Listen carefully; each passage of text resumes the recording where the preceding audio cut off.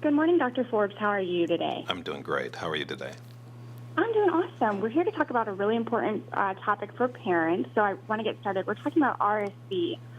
So can you explain to us what is RSV and why is it something that parents should really look out for this time of year? Sure. RSV is a very common, highly contagious virus that affects or will infect almost all children by the age of 2. It's very contagious. It is seasonal. Every year between November and March, we can expect to see an uptick in how many cases we see caused by RSV. About 125,000 kids are hospitalized every year due to RSV, and about 200 of them may die. So it's a big problem every winter. So it sounds like could be something very serious. So why is it that premature babies are more at risk? It turns out preterm babies are at risk for 2 reasons. The first is they have immature lungs, and the second is they have an immature immune system as well. They've never been here before, and so everything is new to them. Those 2 things in combination puts them at high risk for developing severe RSV. So when we're talking about RSV, what should parents really be on the lookout for? And then really, what are the signs and symptoms of RSV disease?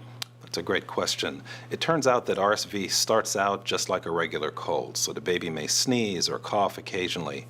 But when we worry about severe RSV, those symptoms include heavy breathing, coughing or wheezing that won't go away.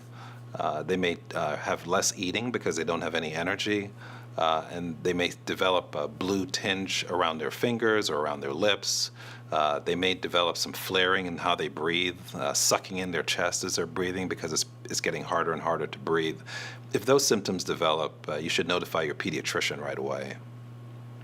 Of course, and I mean, I'm guessing a lot of parents might have some questions. So what advice do you have for parents to help protect their children from RSV? That's a great question. So there's no treatment for RSV at this point, and so we really focus on prevention. It's critical. And so we recommend a number of things. The first is to wash your hands and encourage other people to do the same thing. The second is to keep the toys and linen, clothes, blankets clean because RSV lives in those types of objects. The third thing we want to recommend is to also avoid crowds because children, including small children, may also be infected and sick during the RSV season. Talk to your pediatrician to find out if your child is actually high risk for RSV.